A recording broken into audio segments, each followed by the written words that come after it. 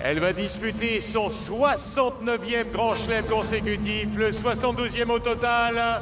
Elle est française. Voici Alizé Cornet.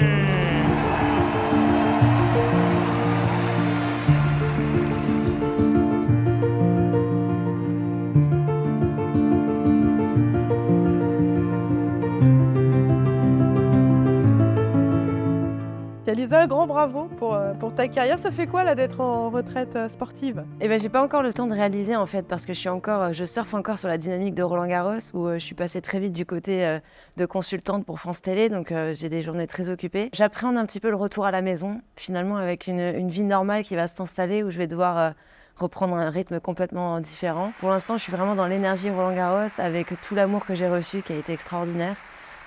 Donc j'ai envie de dire jusqu'ici tout va bien. À quel moment tu as pris la décision? Est-ce qu'il y a un endroit où tu t'es dit j'arrête? En fait, tout s'est un peu éclairci lors de Roland-Garros 2023, l'année dernière, où j'ai senti que j'allais sûrement jouer mon dernier Roland-Garros l'année d'après. J'avais même envoyé un texto à Amélie en lui disant je pense que le prochain sera le bon. Mais après, j'ai continué ma saison normalement et ça s'est vraiment précisé en début d'année après l'Australian Open, où là, j'ai commencé à avoir des douleurs à l'épaule. J'ai été blessée quand même pendant 3 mois à l'épaule. Et je me suis dit, bon, j'arrive quand même au bout du chemin. Alors, comme d'habitude, je me suis battue sur le court. J'ai essayé de grappiller le maximum de matchs possible. Mais je savais qu'arriver en mai, ça allait être le dernier mois de ma carrière. Quel est ton secret pour durer aussi longtemps, pendant 20 ans sur le circuit, jusqu'à plus de 1000 matchs disputés sur le circuit WTA, 69 participations à du Grand Chelem consécutif? Ouais. Le secret, Le sérieux? ouais, la discipline, je pense que ça a été un des paramètres les plus importants. Cette résilience finalement de toujours retourner au travail, mais c'est un peu notre qualité à tous, hein, donc peut-être que j'ai poussé cette résilience-là encore plus loin, mais c'est vrai que j'ai vraiment toujours été hyper rigoureuse et très exigeante avec moi-même sur mon travail, sur mon hygiène de vie, sur ma programmation.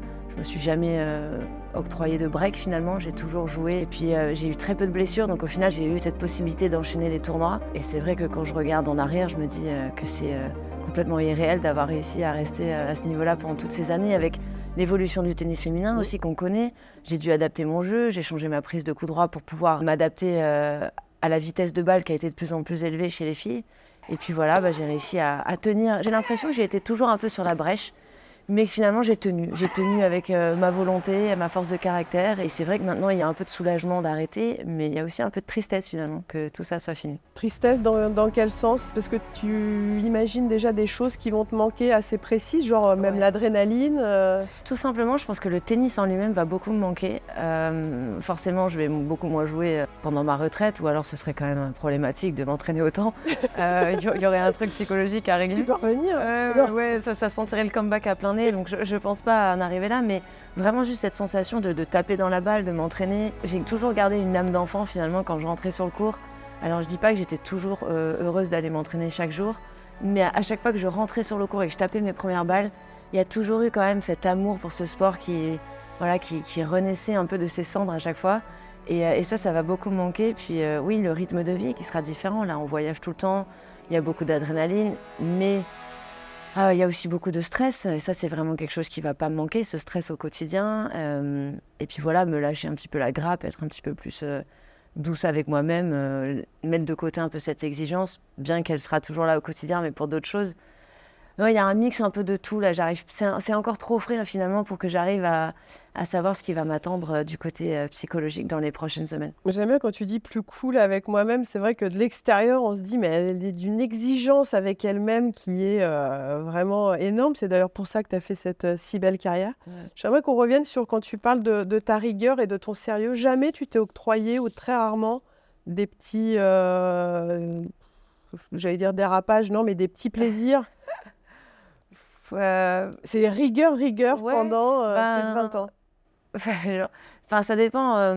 Je suis une bonne vivante. De nature, je suis une bonne vivante. Je ne suis pas Novak Djokovic. Hein. Je ne vais pas regarder tout ce que je mange. Je ne mange pas des graines. Je mange du chocolat tous les jours. Au niveau de la bouffe, je m'autorise quasiment tout. Mais c'est juste dans l'hygiène de vie en général, je vais faire attention à mon sommeil. C'est vrai que je ne suis jamais sortie trop avec mes potes. J'ai jamais bu d'alcool, j'ai jamais fumé. mais je ne considère pas que ce sont des sacrifices parce qu'au final, c'était vraiment un rythme de vie qui me convenait, dans lequel je me retrouvais et qui me rendait heureuse. Donc, je n'ai pas vraiment l'impression d'avoir sacrifié ma jeunesse parce que je n'ai pas fait ces excès-là, entre guillemets.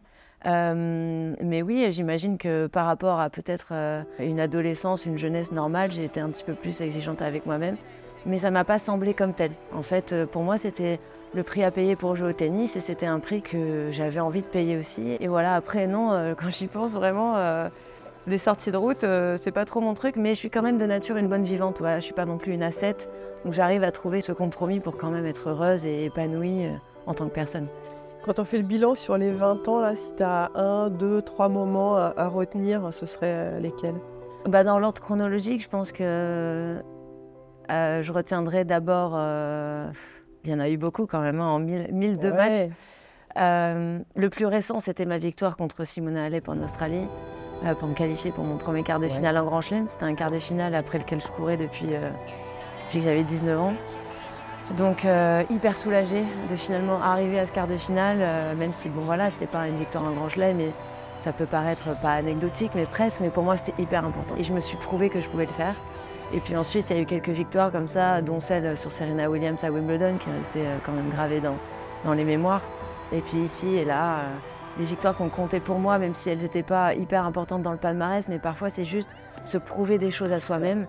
Et ça, avec le tennis, on a la capacité de le faire tous les jours potentiellement. Et c'est aussi ça qui est très addictif, se prouver des choses, être fier de soi. Et à contrario, parfois, avoir honte, être déçu de soi-même, avoir envie de se cacher dans un trou. On jongle avec ça finalement toutes les semaines et c'est ça qui est hyper difficile dans ce métier. Tu as dû te battre face aux meilleures, face aux joueuses plus puissantes qui réclamaient beaucoup de volonté, de courage. Qu'est-ce qui a été le plus dur pour toi et le plus satisfaisant? Le plus satisfaisant pour moi, c'était de voir qu'avec mes capacités de guerrière, de contreuse, avec mes capacités physiques, j'arrivais à battre des filles beaucoup plus puissantes que moi, par exemple des Serena Williams. Je pense qu'on m'aurait pas vraiment donné gagnante contre une championne pareille, puissante, avec une personnalité, une prestance aussi forte. Et moi, avec mes capacités de mobilette, de défenseuse, avec ma main, ma vision un peu tactique des choses, j'arrivais à battre ce genre de joueuse de temps en temps et ça, c'était hyper satisfaisant. Mais je pense que moi, ce qui m'a le plus plu dans ma carrière, c'est cette faculté à toujours retourner au travail, même dans les moments durs. Je pense que j'ai trouvé beaucoup de satisfaction dans cette résilience au quotidien, même si ça me paraissait très difficile sur le moment. J'étais fière de moi, d'avoir cette force de retourner au travail, de me poser sans cesse des questions, d'essayer de chercher des solutions pour progresser. Alors j'ai été aidée à différents moments par des entraîneurs, par des rencontres, mais ça venait vraiment de moi, de mon feu intérieur, et encore une fois de cet amour pour ce sport. Et ça me faisait déplacer des montagnes, mes montagnes à moi, mes petites montagnes, mais ça m'a quand même permis de durer aussi longtemps et de toujours chercher un moyen pour progresser et pour rester à ce niveau-là, un niveau qui était en constante évolution. Constante évolution, effectivement, tu as évolué avec ton temps. J'aimerais qu'on parle de l'équipe de France, ta relation avec l'équipe de France, comment tu l'as vécue? L'équipe de France, ça n'a pas toujours été facile pour moi. Il y a eu un début assez difficile quand j'étais sous le capitaine Nicolas Escudé. Je ne trouvais pas ma place alors que j'étais la numéro 1 de l'équipe, devant même des joueuses comme Amélie, Nathalie Degy. Et j'avais 19 ans et je me suis retrouvée propulsée numéro 1 alors que j'avais peut-être pas les épaules pour assumer ce statut. Et j'ai perdu quelques matchs à l'arraché contre des très bonnes joueuses. Il y a une psychose un peu de l'équipe de France qui s'est installée. Et puis ensuite, je me suis réconciliée avec cette compétition à partir du moment où Amélie, elle, est arrivée en tant que capitaine. Et après, j'ai pu m'épanouir vraiment dans cette équipe de France. J'ai trouvé ma place. Je me suis sentie de nouveau appréciée à ma juste valeur. Et ça, c'était hyper important parce que moi, les valeurs humaines, c'est quelque chose que je mets vraiment en priorité dans ma vie. Et j'ai passé finalement après mes meilleurs moments en équipe de France avec une équipe que je considérais comme une famille. Et puis après, voilà, il y a eu le capitaine Julien aussi qui s'est extrêmement bien déroulé, où on a gagné la compétition en 2019. Et encore une fois, une évolution grâce à de jolies rencontres et grâce à une équipe aussi avec des filles que j'ai suivies tout au long de ma carrière et avec qui on a appris à s'apprécier vraiment profondément, qui sont devenues des amies. Donc voilà, mais toujours une fierté énorme de porter le maillot. J'ai refusé qu'une seule fois une sélection et je l'ai tout de suite regretté. Ah ouais, t'as regretté? Ah ouais, j'ai regretté. Le week-end, je pleurais en les regardant jouer. Enfin, je ne sais pas ce qui m'a traversée, mais mais j'avais vraiment une amertume incroyable et ça m'a plus jamais traversé l'esprit. Est-ce que ça te traverse l'esprit peut-être un jour d'être capitaine, par exemple, de Fed Cup? Ben, ça m'a plus que traversé l'esprit, hein. Je t'avoue que c'est un de mes objectifs dans les 5-6 ans à venir.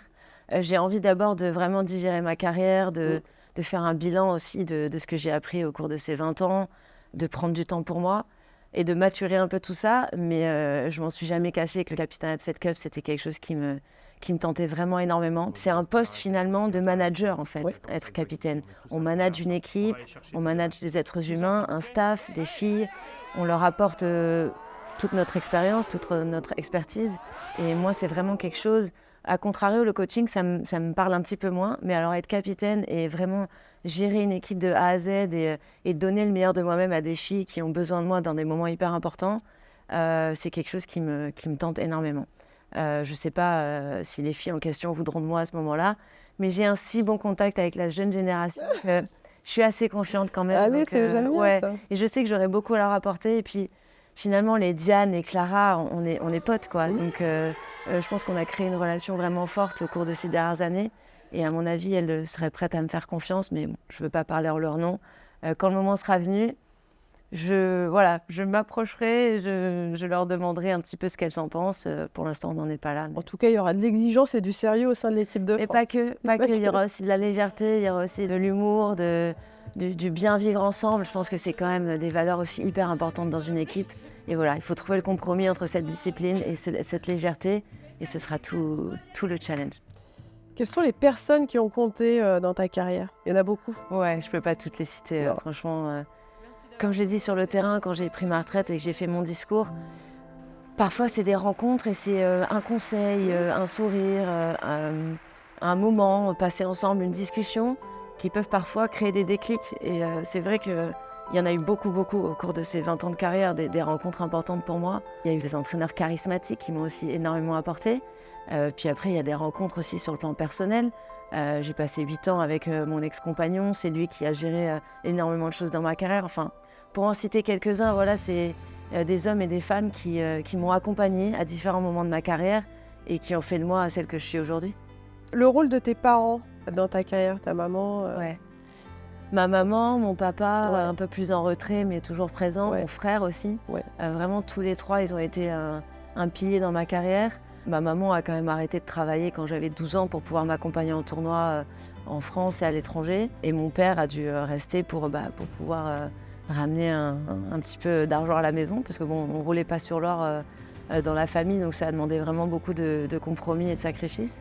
Et c'est vrai qu'ils ont toujours été derrière moi, mais en fait c'était une présence bienveillante. Et je répète toujours la même chose, mais c'est moi qui ai été le moteur de mon projet. Eux, ils ont été là presque en spectateur finalement de mon envie. Et ils ont toujours su rester à leur place et je leur en suis vraiment reconnaissante pour ça, parce que c'est très peu le cas dans le monde du tennis. On voit souvent des parents vouloir apprendre à l'entraîneur leur boulot, peut-être pousser un petit peu l'enfant et finalement faire un transfert de leurs rêves dans leur enfant. Et moi, c'était pas du tout le cas et j'ai juste eu un soutien inconditionnel et de l'amour en fait. Et mes parents m'ont toujours dit, mais nous en fait c'est ok, on veut juste que tu sois heureuse, quoi. Voilà, et encore une fois, c'est quelque chose de hors du commun dans ce milieu-là. Et c'est aussi grâce à ça que j'ai réussi à avoir la tête sur les épaules pendant toute ma carrière et une carrière vraiment toujours remplie de belles énergies, je dirais. Donc merci à tous les trois pour ce soutien inconditionnel. Comment tu définirais ta relation avec le public qui peut Plutôt être bonne, j'ai l'impression. Oui, j'ai été une joueuse clivante pendant pas mal d'années. De par mon tempérament quand même assez explosif, faut le dire. Et c'est vrai que j'ai pas toujours senti un amour, on va dire, inconditionnel de la part du public. Et en même temps, je l'ai assumé au fur et à mesure, parce que je me suis dit, je vais pas aller contre ma nature en fait. Je suis qui je suis. Cette discipline, cette rigueur, cette exigence, il en découle finalement ce tempérament, parce que cette exigence, elle est aussi avec les autres. Et parfois, c'est ce qui pouvait transpirer sur le terrain.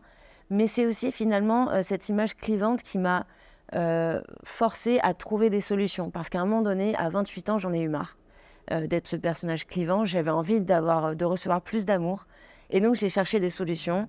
Et c'est là où je me suis tournée vers la méditation, vers la sophrologie. J'ai essayé de trouver des clés mentales pour vraiment canaliser en fait ce caractère volcanique, essayer d'être un peu plus calme. En plus, je savais que ça allait m'aider dans mon tennis. Et donc, à cet âge-là, j'ai fait tous les efforts pour... C'était pas renier qui j'étais, mais juste un tout petit peu temporiser ce tempérament. Et en retour, j'ai eu beaucoup plus d'amour, parce que je pense que les gens ont vu que je faisais des efforts, que je prenais beaucoup sur moi. Et ma relation avec le public s'est améliorée lors de ces 6 dernières années. Et maintenant, vraiment, à Roland-Garros, je me sens hyper bien sur le terrain. Je sais que je vais recevoir du soutien. Voilà. Mais ça a demandé vraiment un long cheminement de ma part et beaucoup d'efforts pour un petit peu me calmer et faire preuve de plus de sérénité sur le court. Le tennis professionnel, ça y est, c'est terminé. Tu vas faire quoi là? Ça va être quoi la vie d'Alizé Cornet là sur ces prochains mois? C'est une bonne question. Je pense qu'il y a beaucoup d'inconnus dans cette question et je suis OK avec ça. Pour une fois dans ma vie, j'ai aussi envie de ne pas savoir exactement où je vais parce que ça fait 20 ans que je suis en mission tennistique. Et là, j'ai vraiment envie de me laisser le champ des possibles ouvert, me laisser gagner par des opportunités. Et je pense que pour ça, il faut aussi savoir prendre un peu de temps pour soi, voir les choses venir. Et puis, j'ai toujours mon deuxième métier. De toute façon, je suis romancière, moi, depuis 2-3 ans. Et ce métier d'écrivaine, c'est quelque chose qui va me rester pour toute la vie. Pour le coup, c'est un métier qui n'a pas de date d'expiration. Je vais pouvoir écrire toute ma vie et je sais que je vais le faire parce que c'est une autre passion que j'ai depuis toujours et qui m'apporte énormément de bonheur. Donc, il y aura d'autres livres, d'autres romans d'Alizé Cornet et puis d'autres aventures. C'est juste que je ne sais pas encore lesquelles. Jusqu'au Capitanat de Fed Cup, bien sûr.